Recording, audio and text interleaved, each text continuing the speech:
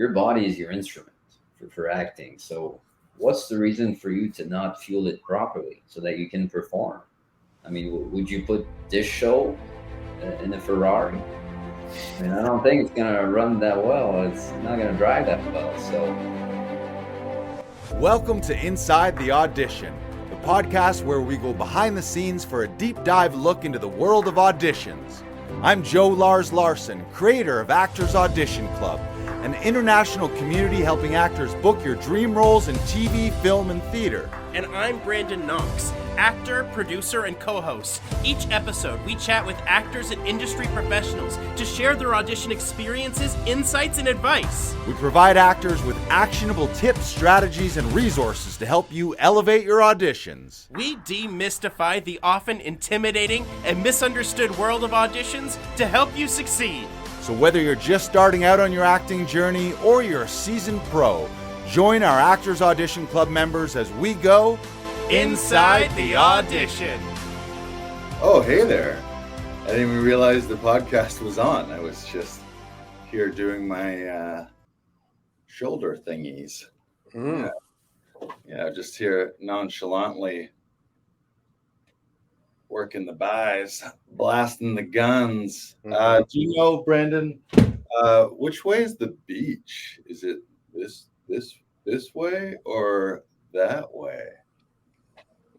What are you doing? You're just over there sitting, huh? Yeah, just sitting. Guys, look at Apparently this. not being as active as you. Well, it's okay, because the reason I'm doing it is because we have a special episode today. Our guest today is also my fitness trainer, and his specialty is working with actors on their on-camera or on-stage body transformations. So that's why I'm doing this. Oh, okay. But I should. Maybe I should. I could cut down my gym time and my podcast time by I could do like 1,000 reps. Maybe I should do that. I'm just going to start doing biceps. I'm going to see how many bicep curls I can do for a full podcast. Here we go. How many do you think I can do? Should I bring out our guest or? No, I'm going to do 1,000 of these first, and then we're going to bring out the guest. All right. But not until you guess how many you think I can do. 1,003. Okay, you're for sure way under. You're way under, but that's the closest. Okay. Our guest today, he's a recent graduate in 2021 from Toronto Film School. He's an actor in television, film, theater, and he's also my personal trainer. As I mentioned, he works specifically with actors on their fitness and health transformations. And I've recently hired him to be my 90-day trainer and probably beyond. Let's give it up. Welcome to the studio, Francis Dufour. Oh, I stopped doing my curl.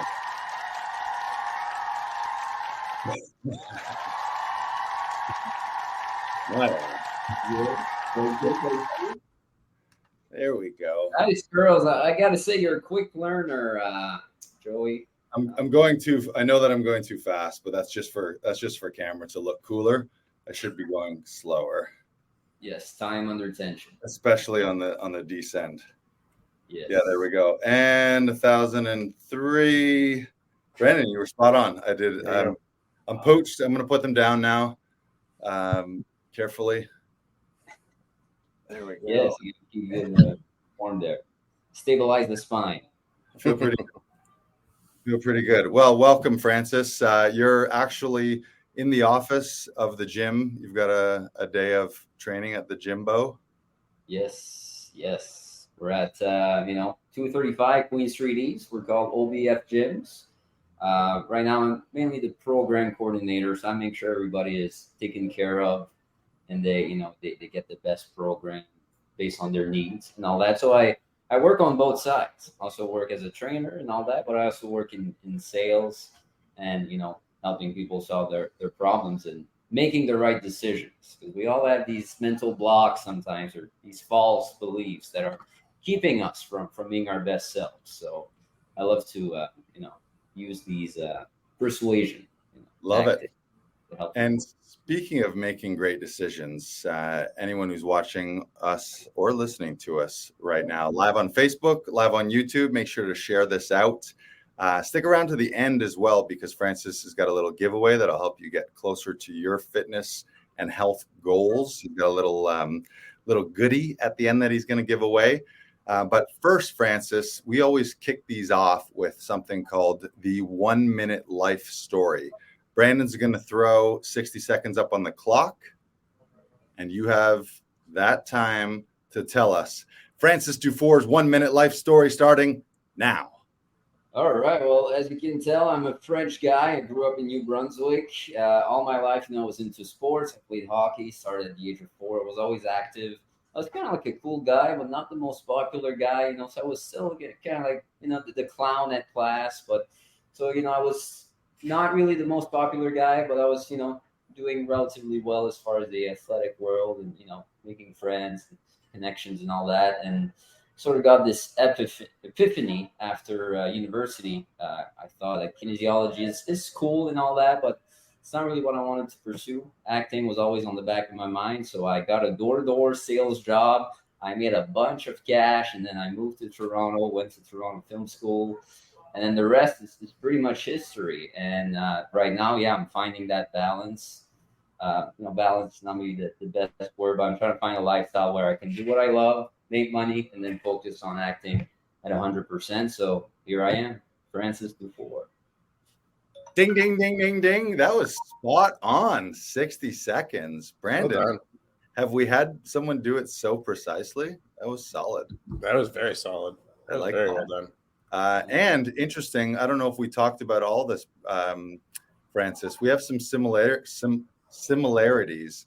We both have kinesiology degrees that we never used. Did you ever use your? I mean, you are using yours now in the fitness space, but technically you wouldn't need a kinesiology degree to do what you do right now. Neither did I.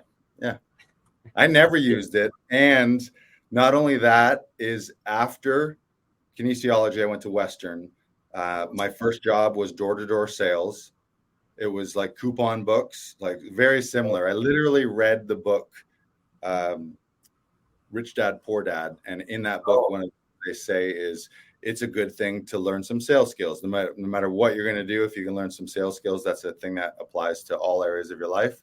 So I was like, okay. And I did door-to-door. What was your door-to-door thing? Oh, I was working for, I guess I could say the company. I was working for Bell selling internet and Gotcha. cable TV. Yeah. Business to business or residential? No, B2C. Yeah, residential. Gotcha. Yeah. That's to anyone who's ever done that type of sales is like there's a certain breed of people that it works for. And then like a lot of people quit the first day, the second day. You got to be used to hearing a lot of no's. That's the thing that it really does apply to the acting world and even in my stand-up world. I did 10 years of sales, and it was like that.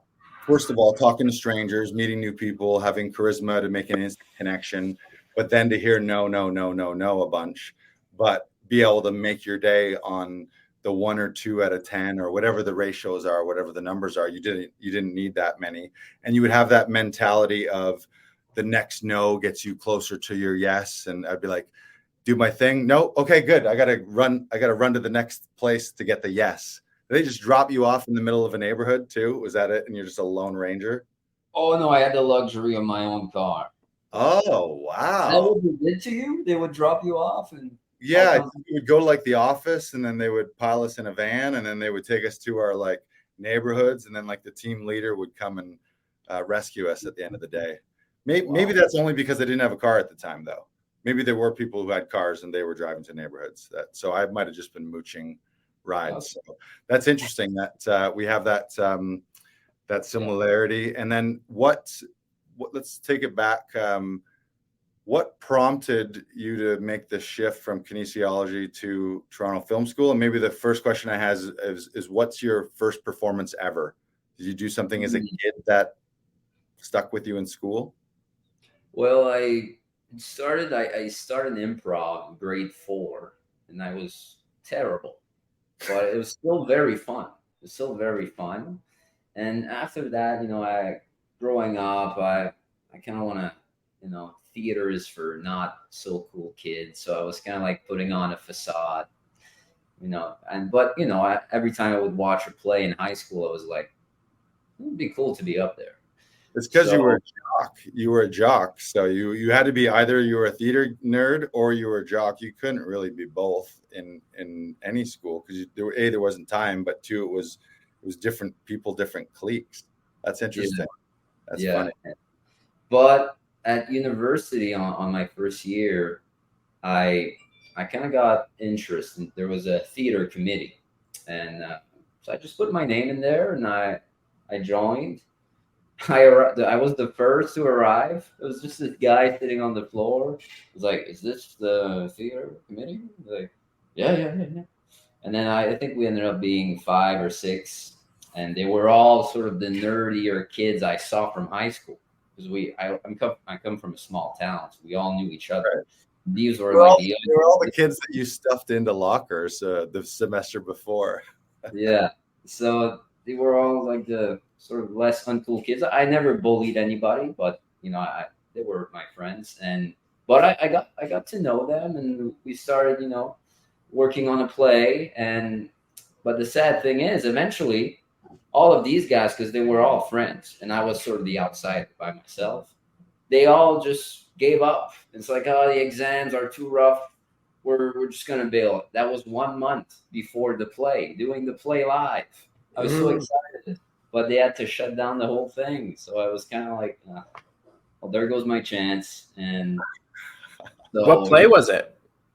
Oh, it was like a French, I was playing like a thief. I can't remember the name of the play, but it was like French, not so popular like play like Hamlet or Shakespeare stuff. But, do you remember a line from it at all?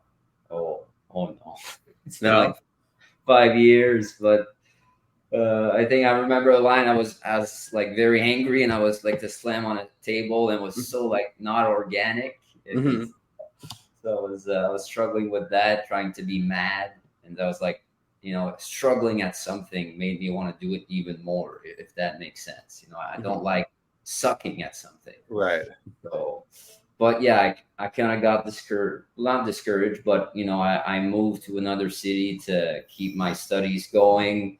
Didn't really focus on acting then, but I did apply to I did search online for like a film school, because I was interested still. And I found Toronto Film School. I put my email there, my number. They gave me a call, but back then my English wasn't that great. And when they called, it's almost like I didn't really convey my interest well, or it's kind of really an awkward phone call. So I think they just gave up on me, and I never heard from them again. But a year later, I guess they followed up with some previous leads. So I was there, and I was right in the middle of my door-to-door shift.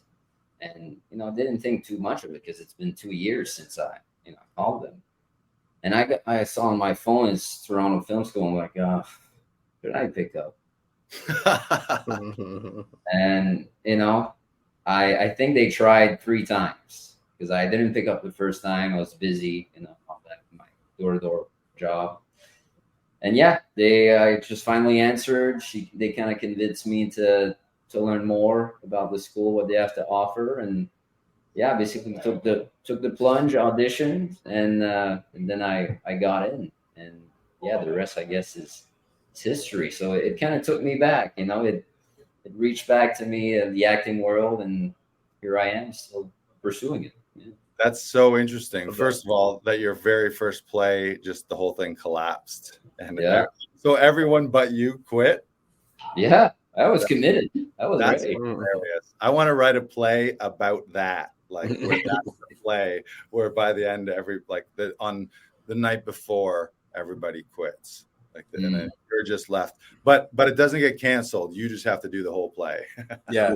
Every character. Yeah. Yeah, it just becomes a one-man show where you're playing all the characters because it's like you and the drama school teacher. It's just you guys. So I'm also fascinated by you apply, you kind of get the soft rejection, or in show business, kind of no news is a no. They're not calling you back to be like, hey, we're declining you. So you don't hear. 2 years later, what action? And then you almost don't even answer the phone call. That's like, that's not, I'm big on like metaphors in life, but that's not even a metaphor. That was just like literally acting called you on the phone and you were like, should I pick up? But you did pick up. So what caused you to decide to do that and then decide to actually enroll? I'm assuming it's not cheap as well. How much money did you have to save to have enough to enroll and move to Toronto? Yeah, that was a lot because it's more of a, I guess, a private school. And, I guess what made me pick up, despite me doing so well in door-to-door sales, I had this sort of thought, after the first time they try to call, it's like, do I want to be doing this for the rest of my life, knocking doors? And it's like, you only have so much time on this earth, right? And you might as well do something you have interest in.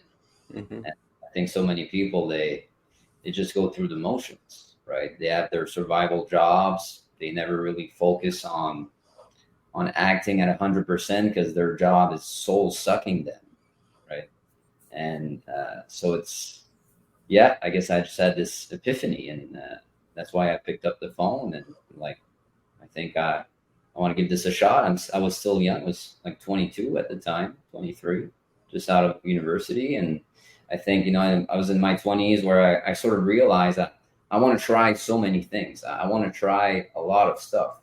Because even before that, I tried to enroll in the Air Force. I tried to be a pilot. I actually did some testings and all that, and it didn't quite work out. Because you should have seen those tests that they made me go through. Oh, I bet. Brain exploded. I can't be a pilot because I'm colorblind. So right away, I'm cut off. Yeah. That's the tough one, vision and stuff. But I mean, colors. I don't know why colors is a big denominator. I don't know. Shouldn't be now. I'm sure it's just all AI. You're just flying a drone, anyways. Who cares? Mm-hmm. The robots. Yeah. I don't even think they have guys. Like pretty soon, you probably chose properly because I think it's just all going to be drones. What do they need a pilot for? Just the pilots at home playing like Xbox, Yeah.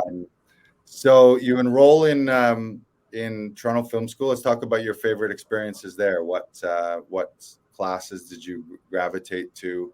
What final product? I know that you end up usually shooting something depending. What's cool about Toronto Film School is they have people there that are in crew, want to be directors, want to be DOPs and sound people and behind the scenes or on crew. And then you got a bunch of actors. So then by the end, you guys are making a lot of things. Yeah. Yeah. It's really hands-on for the first 2 semesters. And I really liked, I'm more of a camera guy. I love acting on camera as opposed to, I still like theater, but I was more leaning on the camera side. John Tench, amazing teacher. He was one of my favorite there. But, that was in 2019 in October, and we all know what happened a few months after. So you had enrolled and then mid school. Yeah. 2019, and then 2 semesters. That was April 2020, and then boom, done, over. We're all online now on Zoom. Right.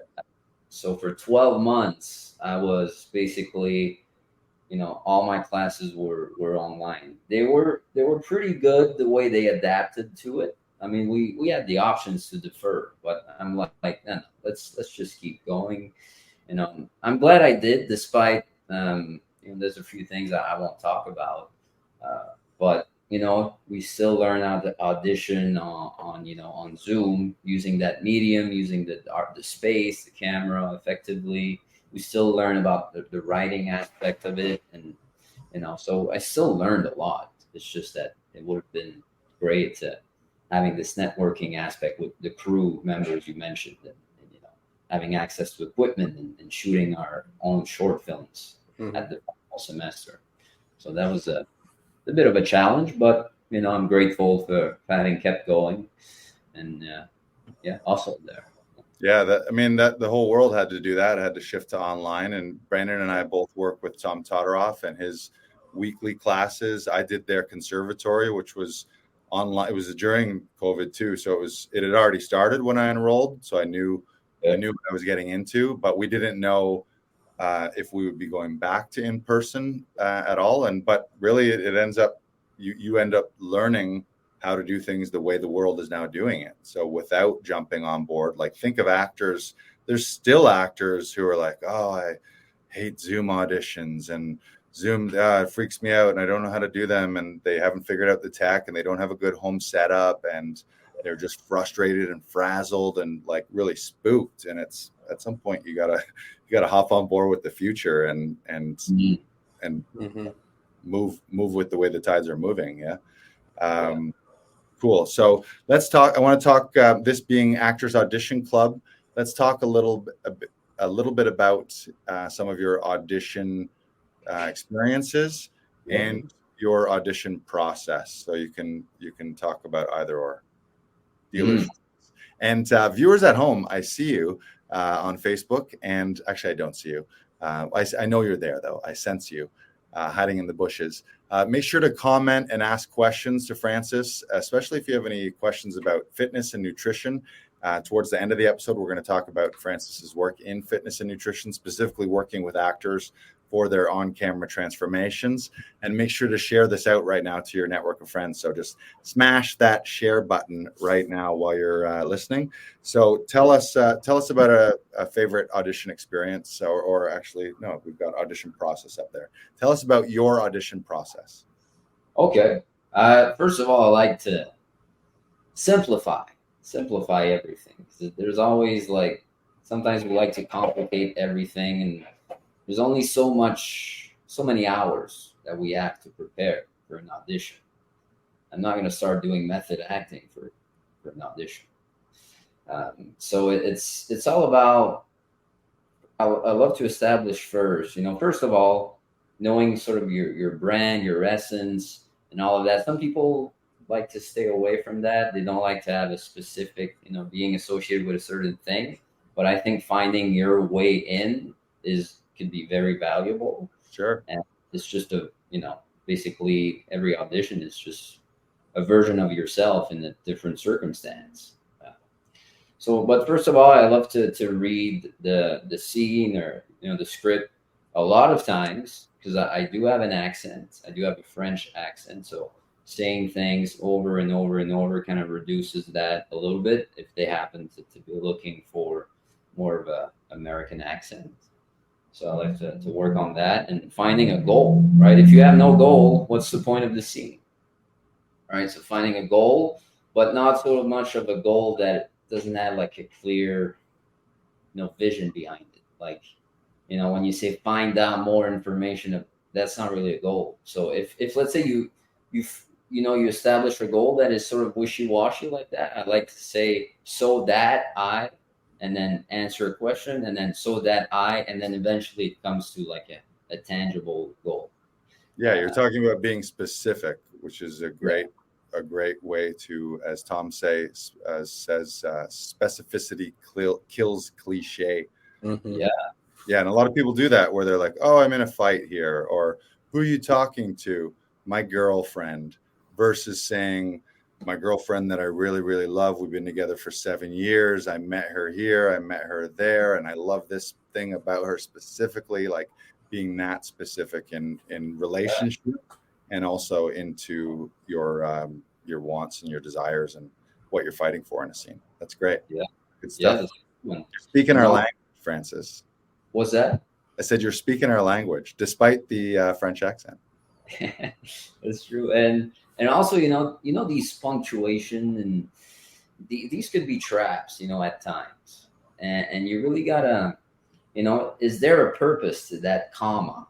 Is it really serving my goal? And sometimes, using these commas or these dots or these dashes, they can make a performance the casting directors or people watching your tapes, they see a lot of the same stuff, and part of it would be following these commas and these punctuations. So, or these exclamation point where you raise your voice, and so paying attention to that, seeing if you can read the same words but differently, and the character descriptions are not for you to obey. This is just for the writers to just they just write that based on the script, but that doesn't mean you have to follow that word for word. It's just to give you a sense, but you don't have to be that way at 100%. You can still serve the story in your own way. So that would be a good one. And obviously on your goal, there's different strategies. If you're a kid, you want ice cream, you ask for your mom. Maybe you're gonna cry at first, and maybe you're gonna do a guilt trip. Maybe you're gonna be nice. There's different strategies, right? You can implement to serve that goal. And in between your lines, you have what we call transitional thoughts, which could be, because when we talk to somebody, when I'm talking to you, Joey or Brendan, there's thoughts in my head. I'm thinking of things. It's not like I'm just saying words. I'm thinking of some certain things. If I hate you, but I'm trying to be nice, maybe after my line, I can add like, you motherfucker. Right. And then you don't say these words, but thinking about it could show a side of you, and the camera reads that. Yeah, subtext. Yeah. The subtext is huge. And, maybe putting a button at the end of the scene. But yeah, just playing the scene differently, taking a risk. Nothing wrong taking risks, and then go from there. But yeah, I like to keep things simple, and having my take on it, and just having fun. If you don't have fun, usually it's going to translate in your take. If that wasn't fun, if you didn't enjoy that, it may be boring when you watch it. So just have fun, man. Yeah. Brandon, what's Tom say, Brandon? If you're not fun, you're done. We're done. If you're not fun, you're done. Well, Brandon and I can both talk about this. I love everything you said. In an overarching theme, most of what you said was involving empowering you as the actor. Like it was deciding what you want, throwing out punctuation and some of the unnecessary stage directions and making it your own. That's what we always talk about. Like we're taught and share with others when we get a script. Usually when we write it out without any of the punctuation and removing most stage directions, like he sighed or he raised an eyebrow or he rolled his eyes or he sat down, he stood up, or those kind of things that aren't like absolutely necessary. To take that out of there, knowing your brand, knowing who you are, making it you, all that stuff is great. And you have I can already tell for someone like relatively new. When did you graduated from Toronto Film School in 2021? So still fresher in the industry. The way you think about auditions is going to serve you very, very well. And I'm not just saying that just because you think the way we do. I think. But that was a really good point. You said sigh. People start a tape. Everybody. Nobody does that in real life. Yeah. You kill your energy right there. Yeah. So, I don't know if you guys do this at the studio, but just having, you press record, but you just have a sort of conversation with your scene partner and kind of amp yourself up and find that trigger that puts you in that high mood. And then you start the scene. Yeah, that's a great exercise. Little moment for. Yeah.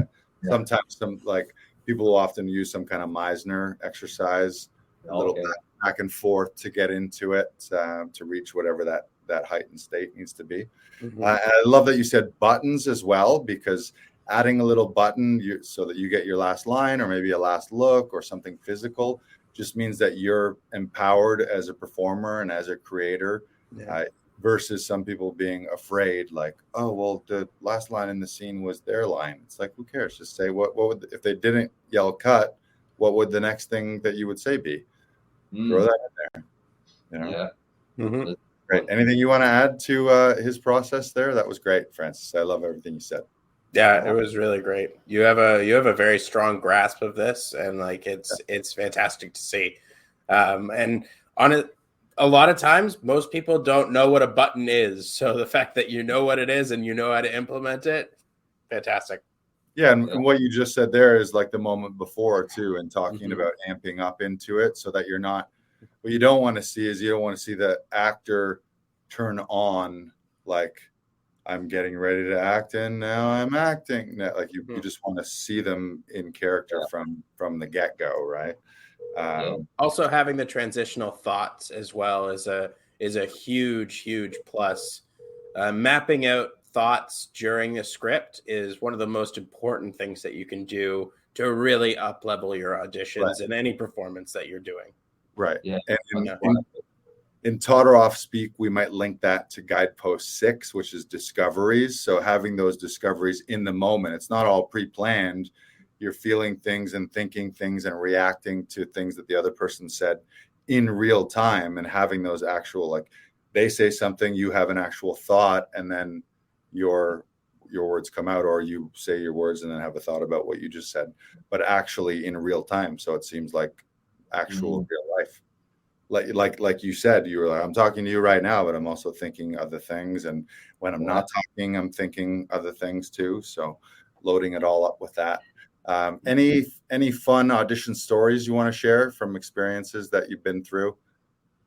Positive, negative, stuff that you've botched, stuff where you thought you nailed it. Well, commercials are always interesting. You know, I had this one where I had to get pizza and a Coke, and I don't know, I think I ate the whole pie. I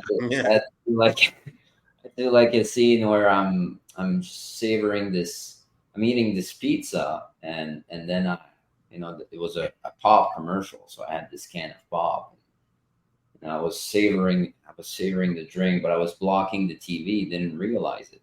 My family was watching TV, and then, I just had this, I don't know, it was fun to do. I got a call back for that, but, I guess as far as good experiences, memories, I mean, I've been out, I just came back in May from New Brunswick. So I took I would say a long break from acting with all that. But I'm just looking to get back in the game now. But as far as like memories and all that, I would say that one. I know it sounds boring, but Zoom auditions. The first time I was very nervous. It's just a co-star audition, right? And then I was playing a cop, and I just had a couple lines, but they were so cliche lines, right? Drop your weapons now. That type of line.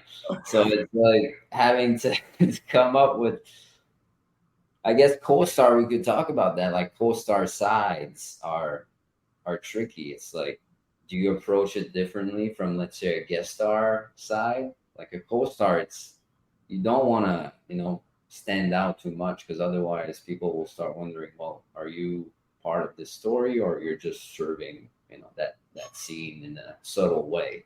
So I guess, learning about, this audition made me learn that, okay, maybe co-stars, I was pushing it too much. So that was a good learning experience as well. Yeah, that's a great observation. We talked about that, and we see, everyone at some point, you're getting one-liners, three-liners, where you're the hot dog vendor or the cashier or the taxi driver, where you're not, it's not about you, it's about the lead character, and you're just serving their journey, and you have that moment. So I think long term, you got to be thinking, what is your real goal? Is your goal to be a leading player in a leading in a leading role, and you want to keep your eyes on those prizes. But in the meantime, you also got to start somewhere, and a lot of times it's hard for you to turn down, especially if you're new and you're with a new agent, to be like, oh no, nothing but lead roles for me, please.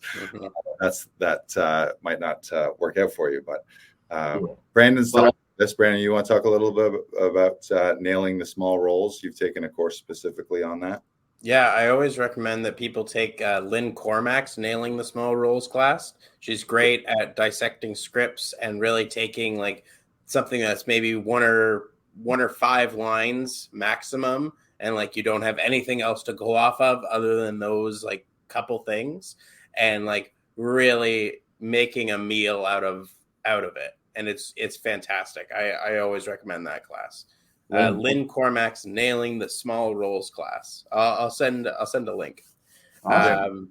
Yeah, and like I also find understanding story structure is incredibly important to really nailing an audition, and also nailing what it means to be a co-star and guest star, actor, principal role. And like, depending on what that is and where you are in the story, depending on how long the show or movie or what have you is, knowing that and where the climax is, where you're really just starting out, where you're introducing the problem, where the problem has escalated and it's about to ramp up and it's about to hit that climax, that can really inform how you do auditions. So if your audition does have a page number on it, mark that.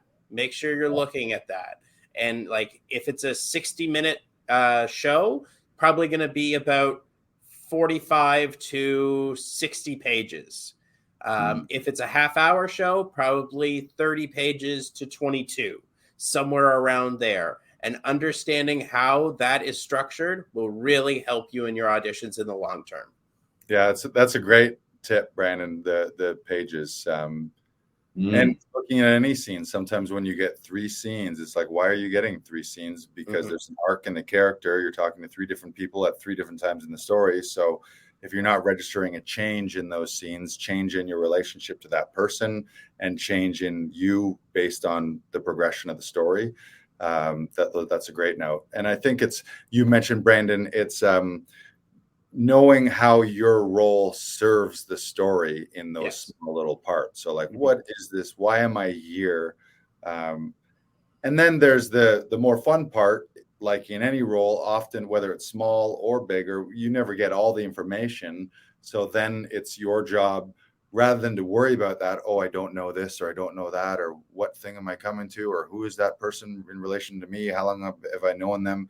That's your job as a creator, to fill in those gaps and just to paint all that, color it all in however you want, and just make bold, strong choices about it, even if it's made up. And they might tell you, hey, that actually, that wasn't the deal, it was this, and you might get that later. But as long as you've chosen something strongly and made a bold choice, rather than just being wishy-washy. That's what some people do. They're like, I don't know. So they don't really make a choice, and then they don't have any strong opinion. They have no perspective. The scene ends up missing something because they haven't made it a choice. Yeah. Yes. Great note. What else do I want to ask you? Dream role. What do you aspire to, Francis? If I were to look at your like dream board for acting, what's on there? Oh man, that's a good one. Probably something related to, obviously action. I do have sort of a plan of the things I want to get more into, like learn more about stunt driving, or, shooting guns. And I'm doing martial arts right now. So I'm just kind of like setting myself up to be this cool, suave action guy that, but an element of adventure as well, and light humor. And, I could think of something like Uncharted, which was one of my favorite, video game franchise, or, being a part of a cool project like, obviously Call of Duty is pretty big. So, I always like these, the military type of voice, on the comms, when they talk. I think it's so cool. Maybe it's just a nerd side of me, but I kind of like these things. Obviously, I love also like thrillers. So being, part of a project that is, that creates a lot of discussion, after watching it. I try to think of movies that make me feel that way.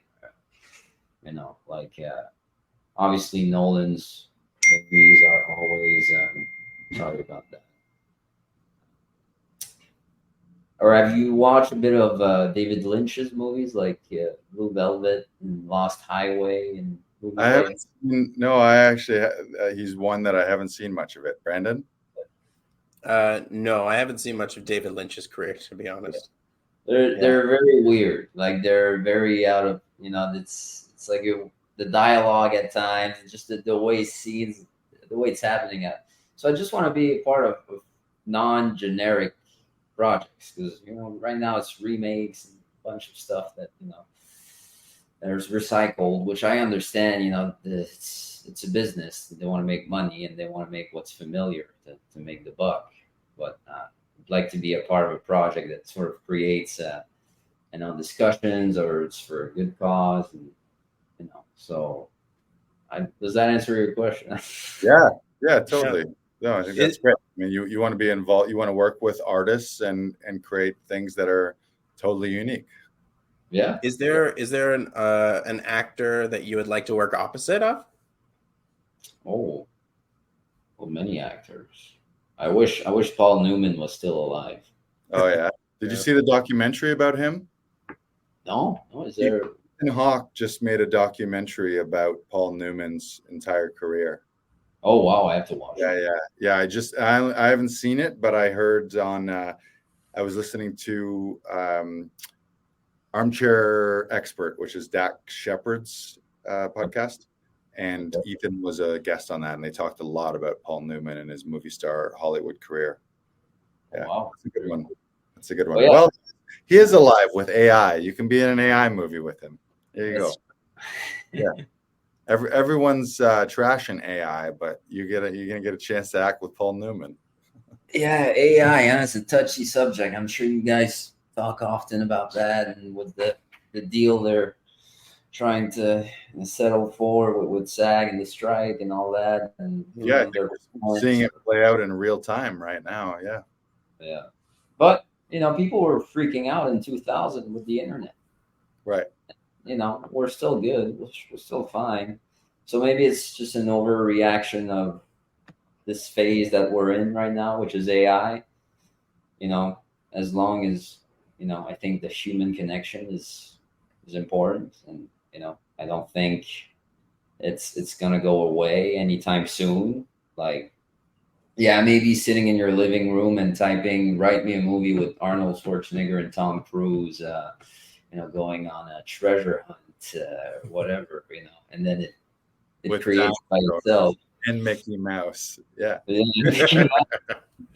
Yeah, we were talking about this the other day, and it seems like there'll be a divergence, like there's obviously a proliferation of AI things, just like there was a proliferation of CGI or animation and that sort of thing. Like it's a new technology. And then there may be people that are like, oh, this movie's verified human, where like the blue checks will now be to say that you're human and not a cyborg or AI or any of that stuff. Like this is original. There was blood. There was actual blood, sweat, and tears, not just bits and bytes in this one. So I want to talk about, we could talk about AI and state of the industry forever, but we can just see that happening on the news right now. But I want to talk about how we met. So we met, I don't know how we actually first connected. I don't know if you followed Actors Audition Club or I followed you or how that happened.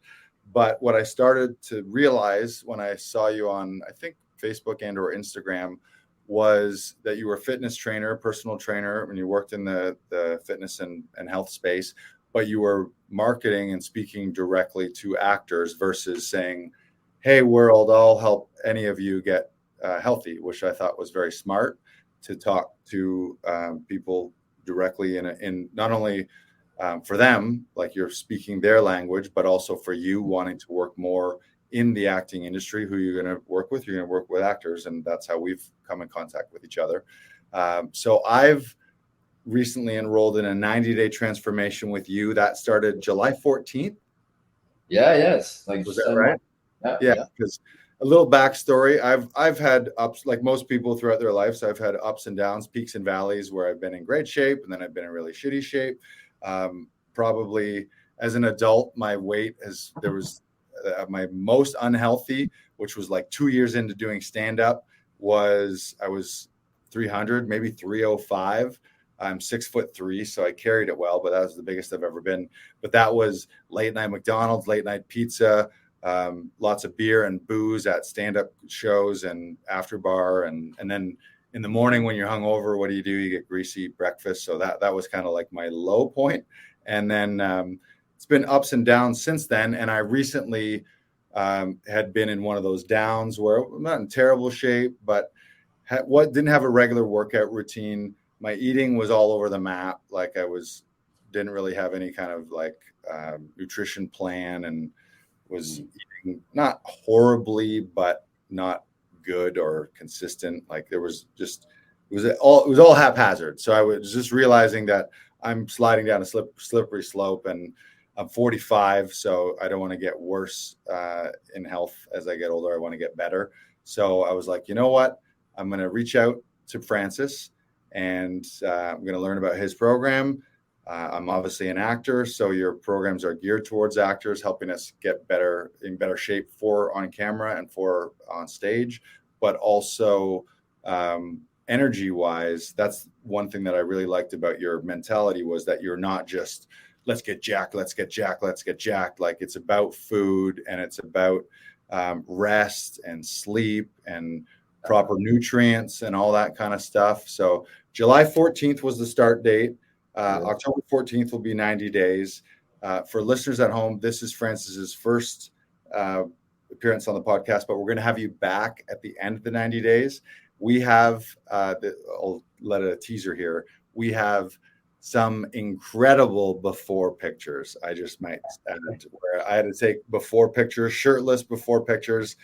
I don't know if any of you have ever been out of shape, but for me, when I'm out of shape, I don't like how I look. So I'm like, it's tough. You want to love yourself at the same time, but also realize like, I don't like that. But I also had fun in those before pictures. So we've got some hilarious before pictures coming at you, but that'll be in October. So today, let's just talk about your program, talk about what you put me on, talk about your philosophy, and what you would specifically offer to actors in the nutrition journey. Because some people might be saying with fitness and nutrition for an actor, they might be like, well, who cares whether I'm an actor? It's the same. I'm a human. So a human body is a human body. But what do you do to tailor and specify the programs for actors? Yeah, well, first of all, it's, finding a program that allows them to stay consistent. Because if you can't be consistent, you're not going to see results. And, time is a value. So you finding a plan that allows actors to not, having to go to the gym 5-6 days a week. Because, the fitness industry is preaching a lot of, move more, eat less, be in a calorie deficit. That's how you're going to get there. And, you got all these Weight Watchers and these Jenny Craig diets, keto, vegan, paleo, carnivore, all of these, these diets that promote the restriction of either calories or a certain macronutrient. And the reality of it is that you don't have to do anything. You don't have to do that at all. You got to find a way that it's going to make it sustainable for you, that works for you. If it's vegan, fine. We're going to make it work that way. But don't try to jump from train to train just because it's the next new shiny object. Or just like when you scroll on Facebook, make money online now with this new tool. Everybody wants the quick fix. This is what I'm noticing. I've been there. I wanted to, I've done drop shipping. I've tried many things to make more money online. The same goes for fitness, right? With all these new trends. So I love to simplify everything, just like I do in my auditions, 2 to 3 times per week, and because if you can't, strength is king, in my book.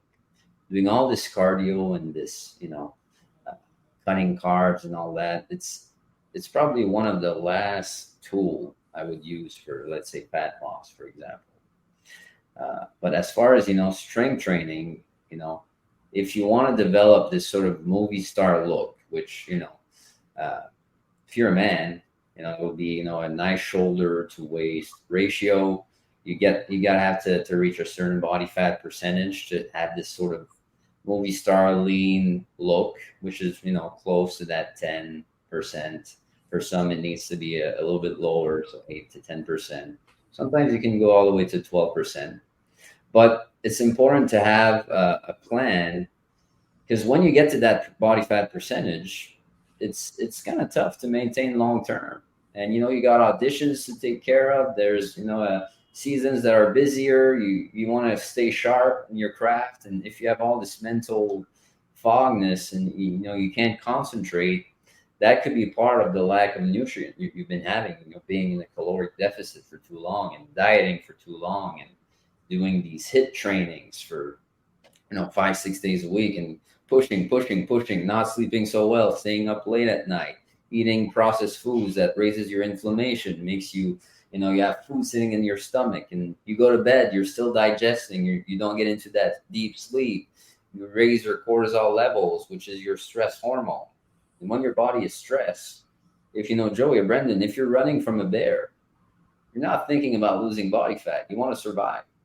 The same goes for that. If you keep not resting well, you push yourself too much, you undereat or overeat, that just raises your cortisol levels. You hold on to more body fat, especially in the midsection. That affects your mood, your energy. I know a lot of actors who are stressed and anxious all the time. The business is already stressful as it is. Why would you want to add stress to your body? Right? It just doesn't make any sense for me. So first, we got to address those lifestyle habits. So working on, rest. So finding ways to optimize your sleep quality so that you can wake up more refreshed. Optimizing your hormones, which comes from managing your stress levels, working on a certain nutrition protocol that is in line, with your goals and what's your current lifestyle, because everybody's different, right? Finding a workout plan that allows you to work on your weaknesses.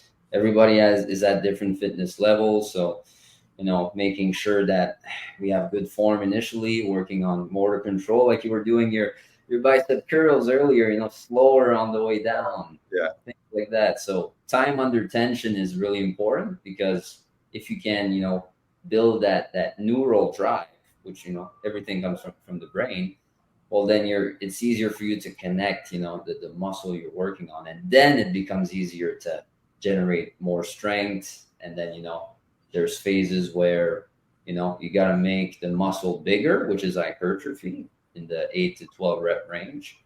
But once that's bigger, it can become stronger. So that's when we can include a phase where we go way lower in reps. So, 3 to 4 reps, and really work on elevating the load, generating more strength.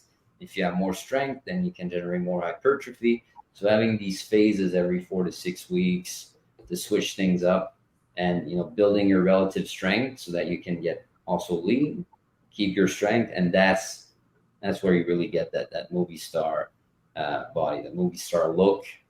But, also I want to give you the tools so that, when, you prepare yourself for a shoot, exactly what to do so that you don't burn yourself out. And, after that, let's say you just want to maintain and, roll off for a while just to maintain your energy levels and, stay energized. And then when you book a gig, maybe you're 2-3 weeks out from being your tip-top shape, so that it's very easy to maintain and keep those good habits. So I know this was a lot of information, but that's really is my philosophy. And yeah. Yeah. Well, thank you for sharing that. And again, what I love is it's holistic. You're not just prescribing me a workout and saying, take all these supplements and just go get jacked. It is about looking at it holistically and energetically, making sure I got the right amount of sleep, making sure I got the right amount of nutrients. So to explain to people at home how it worked when I met you, we met in person to just talk about my goals and to go over what I want out of this. I think you had sent me a questionnaire, like an onboarding thing, talking about my goals. So all the information that you needed. And then really you just set me up with some documents in a Google Drive, real simple. The biggest thing for me throughout all this is just actually tracking and measuring. It's you hear that term, you can't improve what you don't measure. So you need actual results. So I know a lot of times if when we're not feeling great about our health and fitness, maybe we avoid the scale, maybe we avoid calorie counting. You don't want to be obsessive about it, like you were saying, but you want to be aware of it at least and have some awareness. And I find when I'm tracking things, everything else is simple. So like now in my day, I have, just to share a couple things, you suggested just a step, like part of my routine every day is making sure I get at least 10,000 steps, which is an easy way to move, get some fat burning, very low level. It's not really cardio, I guess, but it's a little bit low cardio, I suppose. What's that app called? I'm looking for it right now. Pedometer. Yeah, real simple. And yes. I want to show my, I was kind of ticked off because I had a down week step. So in my head, my minimum is 10,000 steps every day. But if I go under, then I know that I got to make up that deficit. So if I did 7,000 one day, I know at one day I got to do 13,000. And then this was Saturday. Oh, wow. 4,000, baby. So do the steps. I keep track of that every day. And then I have the other app was Chronometer, Chronometer, Cronometer. And that's nutrition, like food tracking. So I measure things out when I make food at home. If I go out, I can usually scan a barcode, or if it's like a chain restaurant, they usually have all the items in here. And you set me out with all my targets, like per day, this is probably what we're looking for calories. This is how much of that should be targeted at proteins. And your plan at the beginning, this first phase is jacking up some of the protein, decreasing some of my carbs, and healthy fats are good. Because fats, I mean, they're very important for your hormones and, you know, recovering. Because if, let's say, you have a higher body fat percentage, wherever you're at, you know, for male, if you're above, you know, 10 to 14, sometimes, you know, that leads to higher inflammation. And we kind of need to make you a bit more insulin sensitive. And that way, you know, by lowering your body fat percentage, you know, and we work on that insulin sensitivity, then, you know, we'll be able to use more carbs effectively for your training. And that's where you're going to see really things rolling. For female, between 18 to 22% body fat is a healthier range. So if we're above that, we also want to work on this. So I'm not saying I'm pro keto, but in the beginning, if your body fat percentage is above the healthy norm, usually we're more resistant to insulin, which is why, you know, people become pre-diabetic and diabetic in worst cases. So we got to work on that, and then, you know, get yourself down, and then, you know, we're able to use carbs more effectively. Yeah. When I started with you, within like the first week, 10 days, I dropped 10 pounds. Probably two things. I was moving a little bit more with the walking. Three things: moving more. It's funny how simple it is. Like, everyone knows, what do you move more, eat less shit, like, or move more, eat healthier foods, or like whole foods, real foods, not things that come in a box or come from a factory.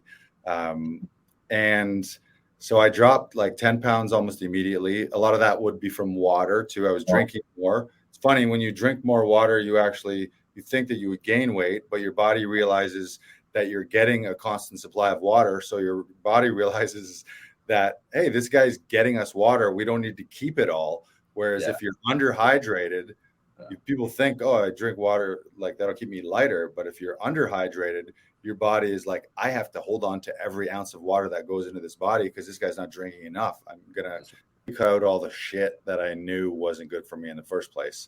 Under the 4 food groups of salt, fat, sugar, and chemicals. And the fats, not that all fats are bad, but a lot of them are bad. So my thing was like late night pizza. I would crush late night pizza. It'd be midnight, and I would just get a pang of hunger. I'm walking distance to 2 or 3 pizza places. One of them's always open. So I would go grab 2 big giant slices of pizza at like midnight, eat them, watch some Netflix, and go to bed. So it was like good night pizza, which feels amazing, but then you don't sleep as well. You wake up kind of groggy, and you got a pizza hangover when you wake up the next day. And what I've noticed is like the whole food. So it's mostly like, I'm not currently vegetarian or vegan or anything. So it's fresh chicken breasts, chicken thighs, eggs, fish, ground turkey, that kind of thing. And then vegetables and fruits like blueberries, frozen berries, that mostly berries, some nuts, olive oil as my oil, unsalted grass-fed, healthy. Yeah, and those are like, that's kind of my core things. And what I really noticed when I first started tracking this, and my eating was across the board. Like, I didn't know how many calories I was having. I was getting frustrated. I was eating too much out. And in my head, I'm like, it's been so long since I properly grocery shopped and meal planned and made healthy stuff that, like, I don't even know what to eat. Like, between COVID and people switch to Uber Eats, like I have no like sense of what I'm supposed to be eating and how much. Like, I was kind of lost. I thought that several times of, like, even if I wanted to, I don't know what the fuck even to eat right now. And you get so much mixed messages online. This is good, this is bad. Like, you hear mixed messages. So it was tough. But eating whole, real foods versus processed foods, way less. Like today, I actually had for a commercial, I ate some McDonald's French fries for a commercial audition. I ate some McDonald's French fries and also an A&W commercial where I ate a A&W chicken, like a junior chicken sandwich. Aside from that, that's pretty much the only fast food that I've had, like not really eating tons of bread. And what I've noticed in tracking those is it's amazing when you're only eating real, healthy, whole foods, how much you can eat. There was days early on when I was tracking where it was like, normally I'd be like starving and really hungry, which is probably insulin going up and down and blood sugar going up and down, where I'm like, God, fuck, I got to eat right now. And then now I'm finding I'll look and be like, oh, crap, I'm supposed to eat 400 more calories. Okay, I guess I'll go eat some, like, where it's like almost like a treat or a gift, where it's like, ooh, I got 400 calories left.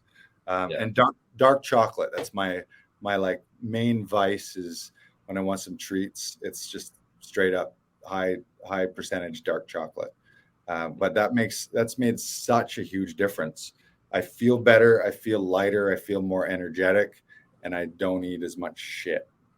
And you know, would you agree that has impacted your auditioning, because you booked it? Oh yeah. So fun story. Two things that I want to share. I think you both know this. So the day we meet, you asked me what kind of roles, and I said, well, I want to be in shape so that I could pull off sports roles, or at least professional roles. Like maybe not. I'm a little older, so I'm not going to be sold as a 20-year-old phenom coming into the league, but as a guy who looks like he could healthily play sports, and also like military, police type roles. And then you asked me, like, who's an actor that you would reference?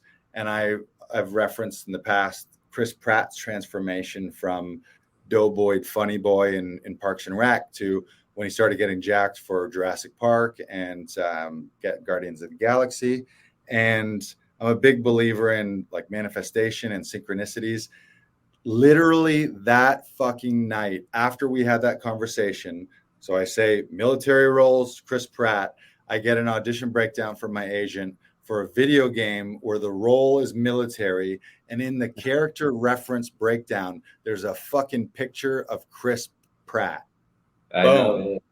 That's perfect. So, and that's such a good lesson that I think more people need to realize is, if there's things that you want and things that you want to be and places that you want to be in your life, start taking the steps to move yourself forward. Like, and another example is, if you wanted to travel, if your dream is to be a world traveler, but you never applied for your fucking passport, you need to go get your passport. And maybe you need to start looking at travel websites or brochures or learning about countries, or maybe you need to get some vaccinations for countries that you need them for. Like, you take all the steps under your own control to move you closer to your dreams and your goals. And then all of a sudden the universe is kind of like, well, you've kind of done half the work, so here's the other half. And it was the same day. Like that it blew my mind, but now in life it doesn't blow my mind. It's more like, oh, that makes perfect sense. I made the step to invest in myself and some body transformation. And then, so that happens. And then the second thing is like 2 weeks, would it have been? Yeah, 2 weeks after we started together, I book a lead role in an episode of a new series that shoots at the end of August. So I'm like, how fucking perfect is that? Instead of booking it and then being like, oh, I kind of look and feel like crap right now. Maybe I'll get in shape for camera. I'm already 2 weeks in when I booked it. Then I know I got 3 more weeks to work with you to start looking good, feeling good. You know, they say the camera adds 10 pounds. So I'm like, I got to lose at least 20 then. Yeah. So, No, I mean, it's been great. And, it's different for everyone, and everyone has their own different goals. But I think where it falls is being your best health, and you want longevity, and you want to live a long life with good energy too. I think that's where it comes down to. Not so much how do I look or how much weight I can lift. It's how long am I going to live, and during that time, ideally, most of it's high energy, good energy, because that's really life. Is a lot of times I've had periods in my life where I was probably depressed, but I was like, it was low energy. What marks depression, whether I was a life thing or whether it was shitty eating or I was overweight, and that kind of weights you down, and probably inflamed from eating garbage food. So just everything was heavy, but you want like good, positive energy, and being on set too, like those long hours and long days, it's real easy for you to throw your food out the window or throw your sleep out the window. So let's talk a little bit about that. Like what advice, I'm going to be on set for a week. So what's some advice for an actor preparing to be on set? How do they manage their energy? How do they manage their fitness, working out maybe in a hotel or a trailer? And how do they manage their nutrition? Yeah. And it's a good point. You know, you want to put the best chances on your side. You know, your body is your instrument for acting. So what's the reason for you to not fuel it properly so that you can perform? I mean, would you put this show in a Ferrari? I mean, I don't think it's going to run that well. It's not going to drive that well. So you want to start that foundation. Like, you can be the best trained actor, but if you feel like crap, I mean, what's the point? So, you know, and as far as being on set, yeah, there's so many distractions, and you want to be sharp, you want to be on, you want to be mentally focused. So, you know, there's many ways, but you know, you touched on it first on the nutrition side. You kind of want to balance your blood sugar so that you don't have any crashes up and down. But that also doesn't mean that you want to fast all day, because if you do fast all day, well, eventually cortisol levels are going to spike. You're going to be at that fight or flight mode for too long, right? Because you have no food to digest. So if it stays down for too long, and then let's say you add more coffee and all that, eventually you're going to crash as well. So you still got to balance your blood sugar. And a good way for that was, you know, as far as snacks, you could bring snacks on set. You know, you mentioned nuts. You know, berries are great. They're full of antioxidants as well, so they're good for that. They keep your energy levels high. If you have a sweet tooth, maybe 85-90% dark chocolate, couple squares. You know, doesn't really spike your insulin that much because there's, you know, it's closer to few ingredients, but cacao is the main ingredient. It's not sugar, added sugar, right? So, and maybe, you know, protein bar or something like that doesn't have too many ingredients. So as far as snacks, you know, there's that. I wouldn't drink too many coffees, because if you do, it's going to spike your adrenaline and then it's going to cause a crash. So I would say stay hydrated, but don't chug water, because if you do chug water, you're going to run to the bathroom all the time. And then, you know, if you're called in, you know, it's going to stress you out. So just take regular sips. Otherwise, you know, it's going to dehydrate you. If you drink too fast, you're just going to pee it out. And, you know, as far as when lunchtime hits, you know, perhaps focusing on protein. So lots of, you know, chicken, red meat, any meat, lean meat, or, you know, there's other sources of protein, of course, you know, if you're more vegetarian, so fish, and so on.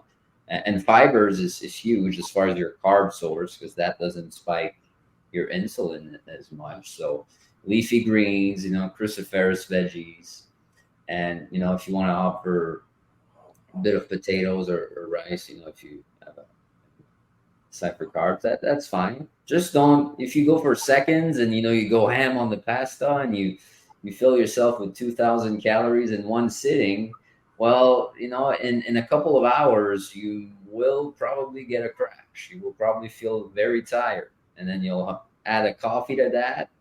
And then an hour after that, you're gonna feel even more tired, and maybe it's your time to hop to shoot your scene after that, and you feel like you're just not in, you're not dialed in. So it's all about balancing that blood sugar, not eating too much, but also not eating at all because you're gonna get cranky, hangry, right? So balancing all that and regular stretching. So maybe stretching in your trailer just to keep the blood flowing. Go on walks, maybe every 30 minutes if you feel like you're sitting for too long.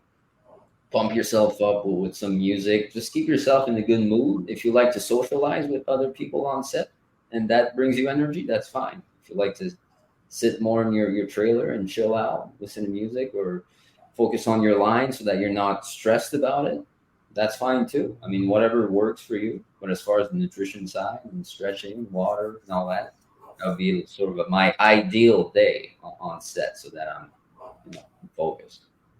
Love that. Thank you. And you talked about eating on set and eating the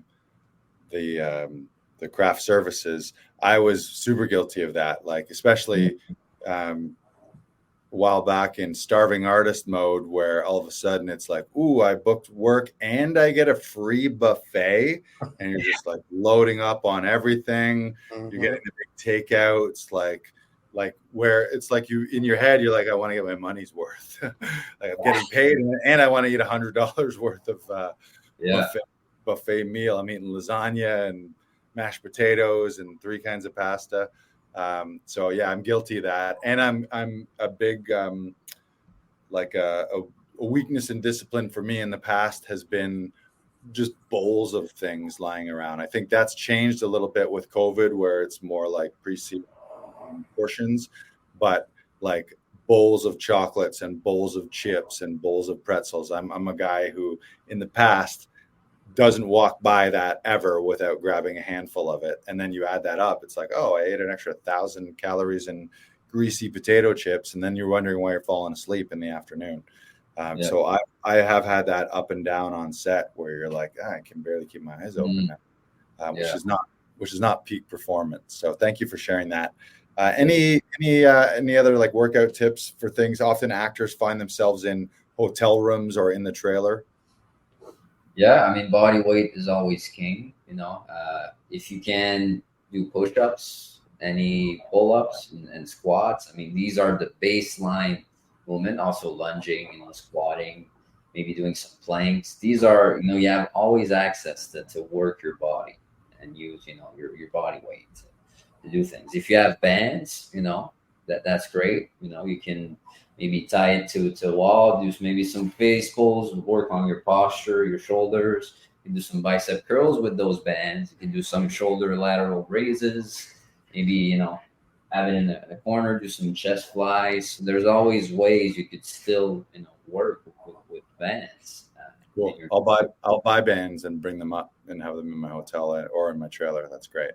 Yeah. And, if at your hotel, any clients that, if they show me pictures of what equipment they have access to, I can come up with a quick, workout on the fly, just so that you can do something as far as that. And, as far as hotel food, like if you you're in a couple of days at the hotel before, working, you can always bring like frozen meat and ask if there's a kitchen in your room, and then you could put that meat in the fridge, and then you have actual protein to cook, or there's ways to bring food if, let's say, you have the option, the luxury to bring it to your hotel room. So things like that. And you don't have to stick with Uber Eats. You could quickly go to Shoppers or Sobeys or whatever Loblaws you have. Just do a quick grocery haul if you're there for a couple of weeks, and stick to the dry stuff, maybe non-perishable stuff. Bring some protein bars, your whey, or any other snacks like I mentioned earlier, just to make things easier for you and maybe less expensive as well. Because Uber Eats now is what, $30, $40? It's always expensive. Yeah. Brandon, do you have any questions for Francis? Health, fitness questions from the perspective of an actor?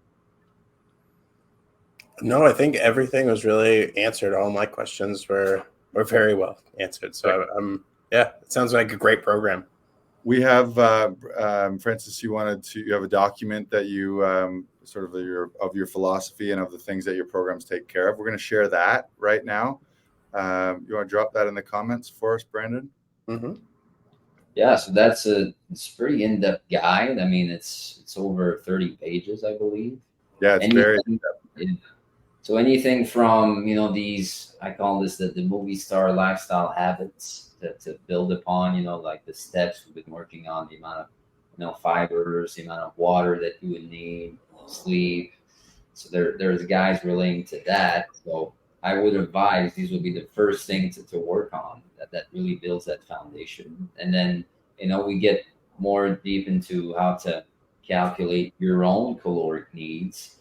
We can dive into to macronutrient, but if you're not quite ready for that, you can just build your meal off of your hands, right? Building portions, just regulating your portions. If you're not quite ready there to calculate on an app and all that, but these options are there. And obviously there's a sample of a workout program with these 3 phases. So muscle endurance at first, then hypertrophy, then more strength based. So there's ways to progress. And as far as training, always go harder than last time.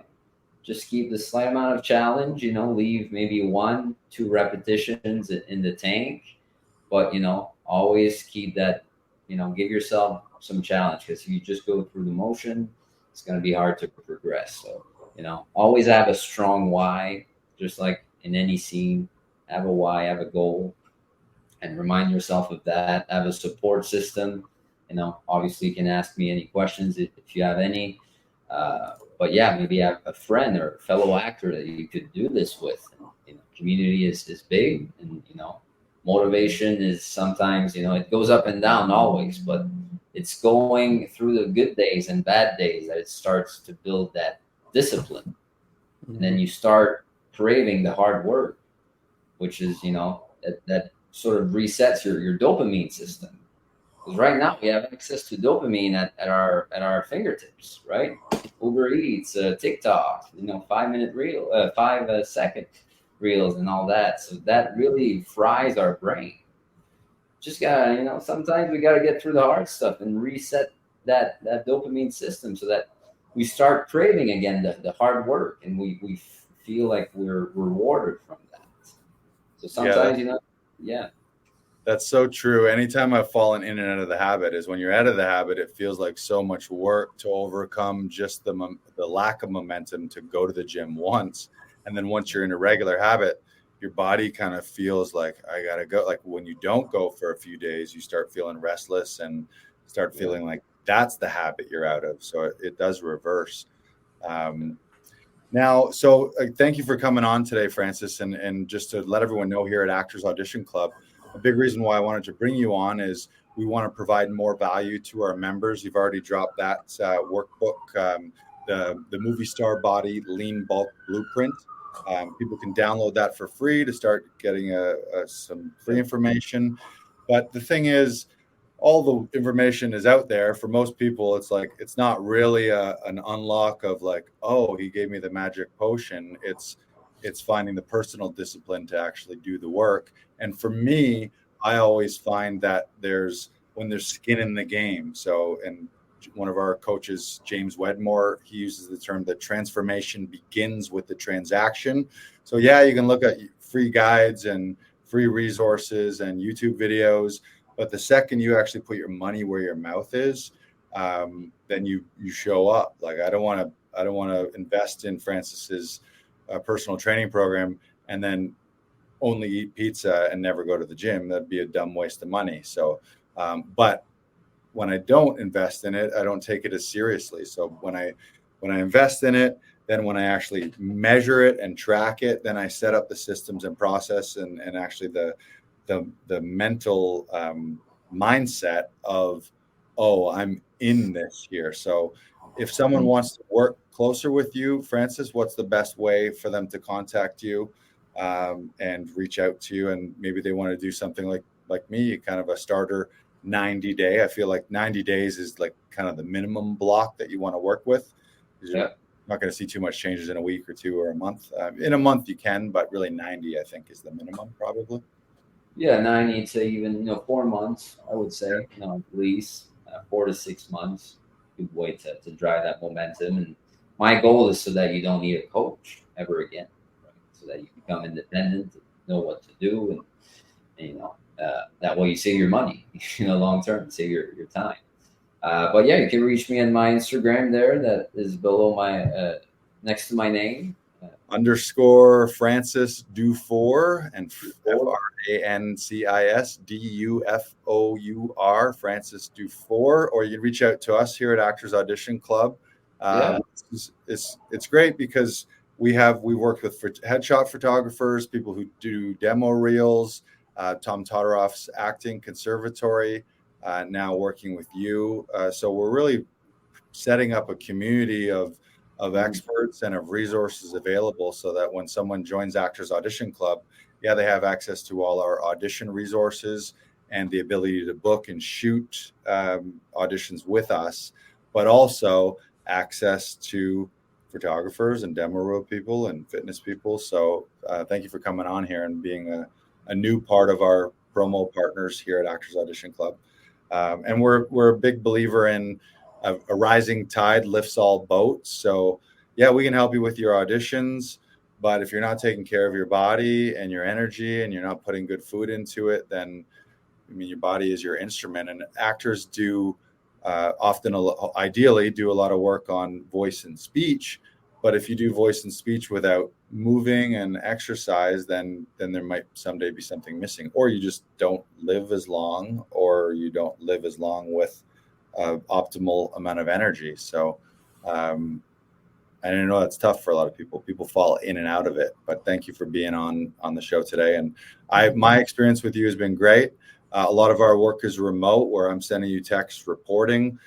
You're sending me words of encouragement back. We have weekly check-ins where we hop on and look at how the week went, look at my measurements, tweak things, let me know what I can add. And we did start out quite simple, where it wasn't overwhelming in the beginning. People might look at that movie star blueprint and that be overwhelming at first, but we started quite simply with some daily habits and some regular routines that were measured and some check-ins for some accountability and with an actual goal in mind. So I know my goals for October 14th. And this was part 1 with Francis. So we had you on today, and then we're going to have you on in October. We're going to unveil my horrible before pictures for the comedy of it.